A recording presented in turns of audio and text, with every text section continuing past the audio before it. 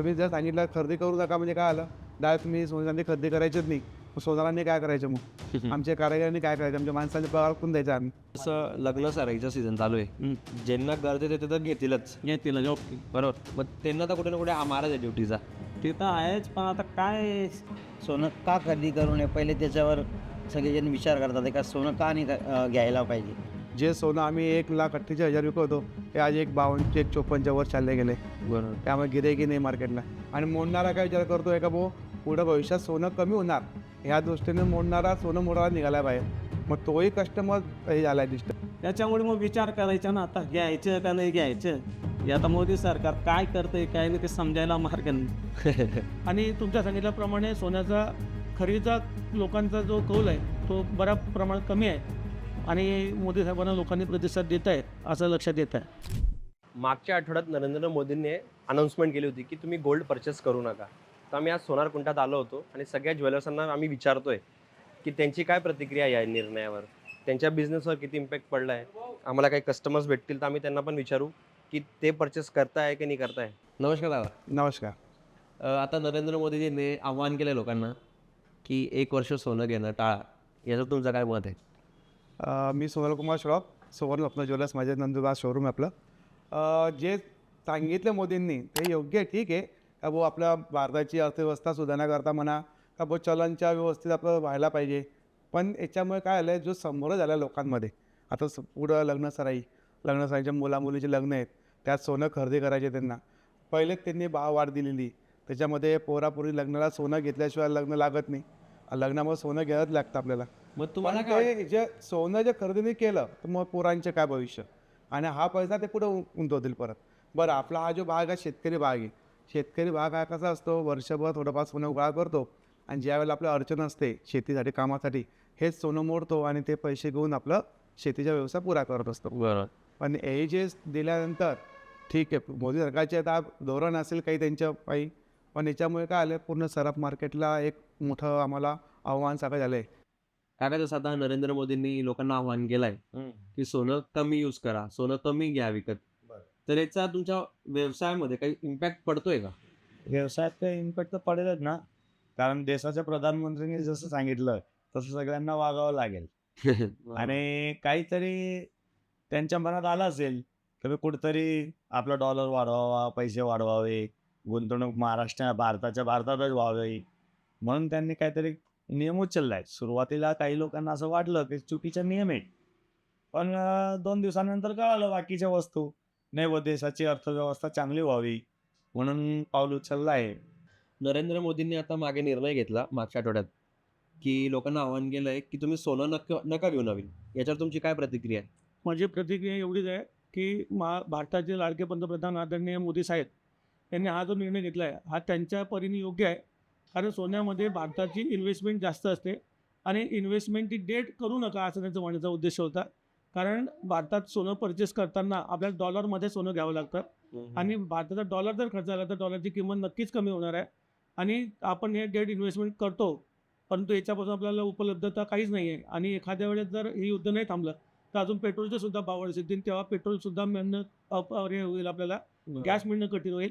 सोनं ही खाण्याची वस्तू नाही आहे, खाण्याच्या वस्तूचं आपण बंधन आणलं पाहिजे आणि ते बंधन आणत असताना कदाचित होऊ शकतं लॉकडाऊनसारखी परिस्थिती भारतावर येऊ शकते.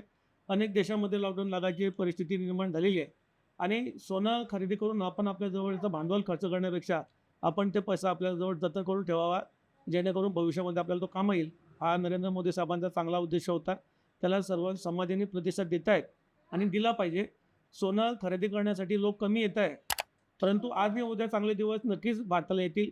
भारत हा सोन्याची चिडिया म्हटला गेलेला देश आहे, संतांची भूमी आहे आणि या भूमीला कधीच वाईट दिवस येणार नाही.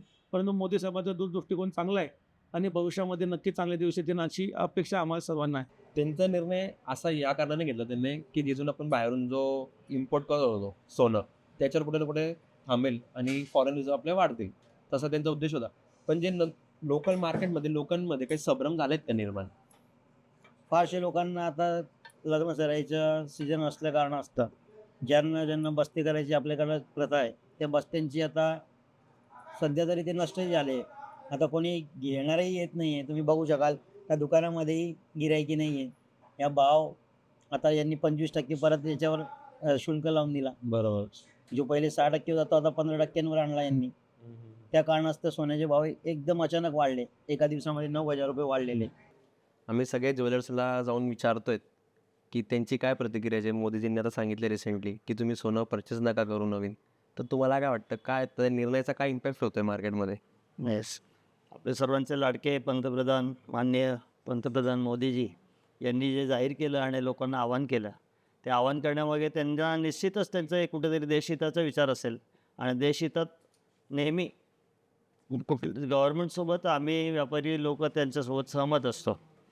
परंतु यावेळेस जे जाहीर केल्यानंतर असं लक्षात आलं की गोल्ड मॉनिटायझेशन स्कीम जी एक अशी आहे की जी पर्याय म्हणून आपल्याला तिथे होऊ शकली असती, की गोल्ड मॉनिटायझेशन स्कीममध्ये भारतातलंच सोनं लोकांनी गव्हर्नमेंटला द्यायचं. आणि त्याच्या मोबदल्यात त्यांनी काहीतरी त्यांना डिव्हिडंड म्हणा इंटरेस्टच्या रूपामध्ये जर दिलं तर अनेक वर्षांपर्यंत ह्या अशा जर स्कीम जर सुरू राहिल्या तर अनेक वर्षांपर्यंत कुठलंही सोनं बाहेरून आयात करावं लागणार नाही, जेणेकरून भारतीय गंगाजळी जी आपण आहे फॉरेन करन्सी आपली करन्सी बाहेर जाणार नाही. या हेतूने हा विचार करायला पाहिजे होता. जसं हे मोदी सरकारने सांगितलंय, मोदीजी जसं भाषणात सांगत होते की 1 वर्षांपर्यंत घेऊ नका. जर याचा कलर सरकारला फायदा झाला आणि मोदीजी म्हणजे मोदी गव्हर्नमेंटने परत विचार केला की अजून 1 वर्ष नका घेऊ, तर तुम्ही त्याला कसं रिस्पॉन्स करणार? आमच्या आता म्हणजे मार्केट पूर्ण क्लास होईल ना. सोन्या चांदी जे चाललं नाही, आम्ही पुढचं भविष्य काय आमचं? आम्ही याचे स्टॉक घेऊन बसलोय. आज आम्ही गव्हर्नमेंटला जो पैसा देतोय, आज आम्ही रेव्हेन्यू जो गव्हर्नर देतोय, टॅक्सेस देतोय, इन्कम टॅक्स म्हणा, सेल टॅक्स, GST म्हणा, तुमच्या हे म्हणतात टॅक्सेस, हे कुठून देतोय? आम्हीच देतोय ना. आणि हेच सर्व बंद होईल, तुमच्या टॅक्सेसवर परिणाम होईल. जे आमचं सोनं सेल होणार नाही. आज सगळ्यात जास्त जो गव्हर्नर टॅक्स मिळतोय सोन्यावरून मिळतोय. जे उलाढाल होते त्यावर जो टॅक्सेस मिळतो गव्हर्नमेंटला मिळतोय, तो जर थांबला तर गव्हर्नमेंटला टॅक्स कुठून मिळणार? आता जसं लग्न सराईचं सीझन चालू आहे, ज्यांना गरज आहे ते तर घेतीलच, बरोबर. मग त्यांना तर कुठे ना कुठे महाराज आहे ड्युटीचा. ते तर आहेच, पण आता काय सरकार तुम्ही आता जसं तुम्ही मार्गदर्शन घेतलं त्यांचा, तर तुम्ही काय विचार करता? तुम्ही आता घेणार आहेत का नाही घेणार? विचारमध्ये असा पडलो की आता सांगताय आता आपण घेऊन ठेवायचं होतं, पण आता आपण घेणार आणि पुढच्या वर्षी आपण काहीतरी लग्न करणार मुलीचे तिच्यासाठी घेणार, पण आत्तापासून घेऊन घेणार आणि पुढे जर स्वस्त झालं तर मग आपण काय विचार करायचा? आता आपण मी 5 लाखाचे घेतलं, तेव्हा 5 लाखाचं सोनं 8 लाखामध्ये बसेल, किंवा ते स्वस्त असेल तर 2.5 लाखामध्ये पण बसेल. त्याच्यामुळे मग विचार करायचा ना, आता घ्यायचं का नाही घ्यायचं. हे आता मोदी सरकार काय करतंय काय नाही ते समजायला मार्ग नाही. फार लोक सांगतात आहे का मोदी गव्हर्नमेंटने जे निर्णय घेतलाय का सांगितलंय का वो सोनं खरेदी करू नये. सोनं का खरेदी करू नये पहिले त्याच्यावर सगळेजण विचार करतात आहे का सोनं का नाही घ्यायला पाहिजे. बरोबर. जे एक इन्व्हेस्टमेंटची जागा आहे, जिकडं सोनं सगळेजण पारंपरिक घेतात, ती गोष्ट केव्हाही एनी टाईम रात्री असो दिवसा असो केव्हाही दिली गेली तर ती विकली जाते. आणि त्याचे पैसे जास्तीत जास्त येतात आणि सोन्याचे दर हे दरवर्षी वाढत राहतात, कमी होत नाही. आता मोदी सरकारचा निर्णय काय आहे त्याकडे सर्वांचं लक्ष आहे का भाऊ त्यांनी जे निर्णय घेतले त्याच्यावर प्रतिक्रिया एकच का भाऊ याच्यावर जर बंदी आणली तर त्याच्यावर कारागीर लोक हे फार नाराज होतील. कारण की त्यांची सगळं राहणीमान सगळं सुटून जाईल, बेरोजगार होतील. त्यामुळे मोदी सरकारचा निर्णय अचूक आहे. तर कुठंतरी काहीतरी अडचण असेल म्हणून त्यांनी काहीतरी निर्णय उभारलाय. आणि नेहमीसाठी नाही सांगितलंय ना, फक्त 1 वर्षासाठी स्थगित करण्यास सांगितलंय की जेणेकरून बाहेरून सोनं आपल्याला खरेदी करायची गरज पडणार नाही. बरोबर. तर त्यासाठी मी आता तुम्हाला बोललो, आम्ही कस्टमरला सांगतो तुमच्या घरात जुनं तुटलं फुटलं पडलं असेल त्याला घेऊन या, त्याला बिथरून आम्ही तुम्हाला नवीन बनवून देतो. तर त्याच्यात काहीतरी कपात होते सोने खरेदीमध्ये. बरोबर. असं तर तुम्हाला काय वाटतं हे ग्लोबल लेवलला याचा इम्पॅक्ट होऊ शकतो का? म्हणजे इंडियाच्या इकॉनॉमीवर याचा बेनिफिट होऊ शकतो? 100% होईल ना, 100% होईल. किती 1000 टन सोनं घ्यायचं असेल तर काही थोडंच घ्यावं लागेल. आपला पैसा बाहेर जाणार नाही, देशात मंदी येणार नाही. मग तुम्ही सरकारला काही तुमच्याकडनं असं तुम्हाला काही आणि काही एवढं सोल्युशन म्हणणं आहे असतं का? का तुम्ही बाकी इतर खर्चावरती तुम्ही नियंत्रण आणू शका, सोन्यावर नका आणू. सोनं हे सर्वांच्या आज अविभाज्य भाग आहे. आज सोनं खरेदी करतात म्हणजे सोन्यानेच त्या लोकांच्या आज भवितव्य वाढलंय. कारण आजच्या 10 वर्षापूर्वी ज्यांनी सोनं घेतलंय तो आज जेव्हा द्यायला येतो आम्हाला तो इतका खुश असतो का तो म्हणतो 10 वर्षापूर्वी मी ते सोनं 5ला घेतलं, आज मी 15मध्ये जाते. ज्यांनी 20 वर्षामध्ये सोनं घेतलेले जे 3,000ने ते 3,000 त्याचे 18,000 आज होता, ते 15,000 होता, ते तो आज किती खुश आहे. आणि तुम्ही ज्या भाव वाढ ही चालू राहणार, भाव वाढ ही व्हायलाच पाहिजे, पण याच्यावरती तुम्ही खरेदी करू नका. हे जे तुम्ही सुरुवातीचं दिलेलं आहे हे चुकीचे आहे, हे नाही द्यायला पाहिजे होतं. खरेदी करू नका असं नका सांगू. खरेदी करा नका करा हा आपला वैयक्तिक प्रश्न आहे कस्टमरांच्या. बरोबर. तुम्ही जर सांगितलं खरेदी करू नका म्हणजे काय आलं, डायरेक्ट तुम्ही सोनारांनी खरेदी करायचीच नाही. मग सोनारांनी काय करायचं मग? आमच्या कारागिरांनी काय करायचं? आमच्या माणसांनी पगार कोण द्यायचा आम्ही? महाराष्ट्र राज्य सराफ स्वर्णकार फेडरेशनचा मी पुण्याचं इथल्या एरियाचं टेरिटरीचं व्हाईस प्रेसिडेंट आहे. अच्छा. मान्य राकाजी आमचे प्रेसिडेंट आहेत. आणि विजिलन्स कमिटी महाराष्ट्र राज्यात जी आता स्थापन झाली त्याच्यात विजिलन्स कमिटीमध्ये आता आम्ही या ठिकाणी आमच्या जवळजवळ जिल्ह्यातल्या 13 लोकांची नेमणूक झालेली आहे. तर आमच्या जी यांनी पर्याय दिलेला आहे गव्हर्नमेंटला की आपण निश्चित करतायत हे चांगलंच आहे, देश हितावह आहे, परंतु यासाठी जर गोल्ड मॉनिटायझेशन स्कीम ही एक पर्याय म्हणून गव्हर्नमेंटला त्यांनी प्रस्ताव दिलेला आहे. ते जर त्यांनी हे तुम्ही आता जे मला सांगितलं हे एक्झॅक्टली काय स्कीम राहणार आहे, लोकांना कसं याचा फायदा होणार आहे? गोल्ड मॉनिटायझेशन स्कीममध्ये गव्हर्नमेंटच्या नजरेत असं आहे की समजा तुम्ही तुमच्याकडे 1 तोळा सोनं घेतलं, ते 1 तोळा सोनं घेतल्यानंतर ते घरात पडून आहे. ते पडून असलेलं सोनं जे आहे हे शेवटी भारताचा रुपया त्यात अडकून गेला. बरोबर. भारतीय चलन जे आहे ते सोन्यात अडकतं. त्यांच्या दृष्टीने नॉन प्रोडक्टिव्ह आहे. त्याला प्रोडक्टिव्ह होण्यासाठी गव्हर्नमेंटच्या या वित्तीय प्रवाहामध्ये हे सोनं आलं पाहिजे. तर प्रत्येक कस्टमरकडे भारतात अगदी मोलमजुरी करणारी छोट्यात छोटं माणूस असला त्याच्याकडे सुद्धा तोळा 2 तोळा सोनं घरात असतं. बरं. अगदी वाटीकाम करणारा मंगळवार टू मंगळवार हँड टू माउथ असलेला माणूस पण त्यात सोनं अटकवतो. सोन्यात का गुंतवणूकीत सुरक्षित गुंतवणूक आहे आणि त्याचे रिटर्न्स पण चांगले मिळतात. अर्थात हे थांबणार नाही आहे सोनं खरेदी घेणं, पण सोनं खरेदी करत असताना त्यांना गव्हर्नमेंटने जे आता जे आवाहन केलं आहे देश हितात असल्याकारणाने आतापर्यंत गव्हर्नमेंटसोबत सर्व नागरिक आहेतच. आणि आता माननीय पंतप्रधान जी मोदीजी आहेत हे तर एवढे लोकप्रिय आहे की त्यांनी शब्द काढला की लोक त्यांच्यासाठी अगदी म्हणजे असं लोकांना वाटतंय की स्वस्त होऊ शकतं, तर मग असे पण काही कस्टमर्स येतात का की जे आज जास्त भावात विकायला तयार आहेत त्यांचं सोनं, जुनं सोनं? ते पण नाही आहेत. ते पण येत नाही. गिराईकं पण येत नाहीत का ते येतील. तुम्ही बघू शकाल इथं पूर्ण दुकानमध्ये किती शांतता आहे. शांतता. हा, मी हा. आधी आलो, मी सांगू इच्छितो आमच्या सगळ्या ऑडियन्सला की या दुकानात मी ऑलरेडी शॉपिंग केली आहे. इथे नेहमी सतत गर्दी असते आणि तुम्ही आज बघू शकता एकही कस्टमर इकडे बसलेला नाही आहे. तर याचा फटका तर म्हणजे साहजिकच लोकांमध्ये खूप फरक पडतोय, तो दिसतोय. आणि तर तुम्हाला काय वाटतं याचं सोल्युशन काय राहू शकलं असतं दुसरं, की मोदी गव्हर्नमेंटने काय सोल्युशन अजून याच्यावर आणू शकले असते की तुम्हाला वाटतं की हे करू शकता बुवा याच्या व्यतिरिक्त? नाही, सोन्यावर तर त्यांनी आधीच पहिले सर्व लावलेले होते, त्याच्यावर आता परत हे वाढवले. हे परत तुम्ही एका दिवसामध्ये रात्रंरात्र निर्णय घेणार, ते बी सगळी जनतेला मान्य राहत नाही. आणि सराफा सुवर्णकारांना सगळ्यांना सांगितलं गेलं त्यांच्या का भाऊ सोनं सगळ्या जनतेला सांगितलं गेलं का सोनं तुम्हाला 1 वर्ष घ्यायचं नाही. घ्यायचं नाही. त्या कारणास्तव सगळे सोनार नाराज आहेत. बरं, मग ज्यांच्या घरी लग्न वगैरे ते तर येत असतील ना घ्यायला वगैरे? ते पण कमी होऊन गेले. अच्छा. ज्यांनी घ्यायचे होतं बाबा तिथं आपल्याला 15, 20, 30 ग्राम घ्यायचे, ते सीधे 10 ग्रामवर 8 ग्रामवर येऊन गेले. अरे बाप. हो, त्याचाही फटका भरपूर दुसऱ्या लोकांना लागलेला आहे. आणि सोन्याचे भाव पहिलेही महागारी झालेले, एकदम महाग झालेले. झालं. पहिले एका वर्षामध्ये 8,000चा भाव होता, तो आता डायरेक्ट दुप्पटीने वाढलाय. बरोबर. तुम्ही मला सांगितलं मगाशी की तुम्ही शेतकरी आहेत, तर कुठे ना कुठे आता ते फर्टिलायझर वगैरे येत आहे, युरिया वगैरे येत आहे, त्याच्यावर पण महाग केलंय ड्युटी. ते त्याच्यावर खूप वाढवून दिलं सरकारने. याच्यामध्ये सरकार खूप शेतकऱ्याला एकदम याच्यामध्ये टाकता येईल.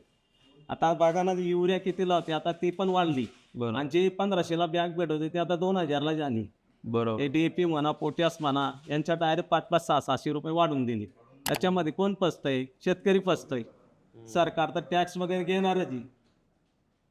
मग तुमचा शेतकरी म्हणून तुम्हाला काय वाटतं की याचा काय पर्याय राहू शकतो? याच्या पर्याय मोदी सरकारने एक करायला पाहिजे की शेतकरीचा पण विचार करायला पाहिजे. 2000 देत आहे हे वर्षाला आपला 4 महिन्याला 2000 रुपये देत आहे. कशाचे? PM किसानचे. बरोबर. आणि राज्य सरकार नमोची देत आहे. म्हणजे शेतकऱ्याकडून ते 12,000 देते दोघं मिळून. शेतकऱ्याकडून ते 50,000 तर 1 लाख रुपये जास्त काढताय एका वर्षामध्ये.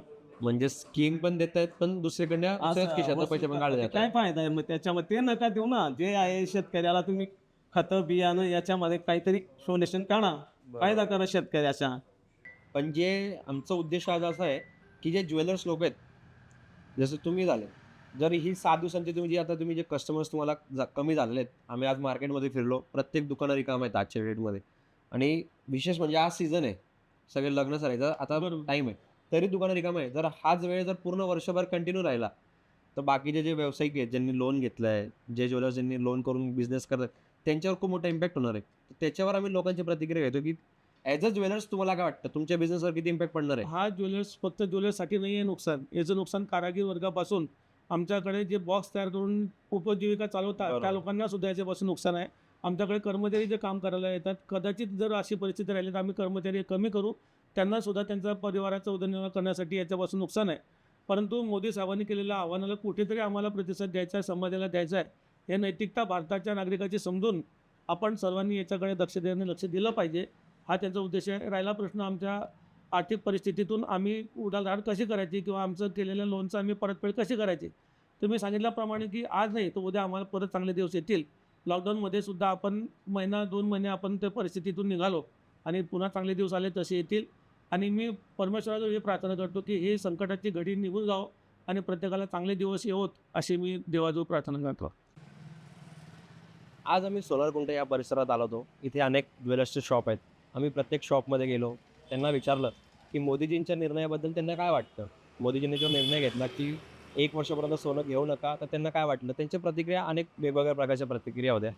काही लोक म्हणत होते की चांगला निर्णय आहे, फायदेशीर आहे. काही लोकांचं म्हणणं होतं की जे 6 दिवसात जी परिस्थिती आहे ती पूर्ण वर्षभर आली तर कसं आमचं भागेल. जे याला लागून जितके कर्मचारी लोक आहेत हे ते त्यांचं पोटपाणी कसं चालेल.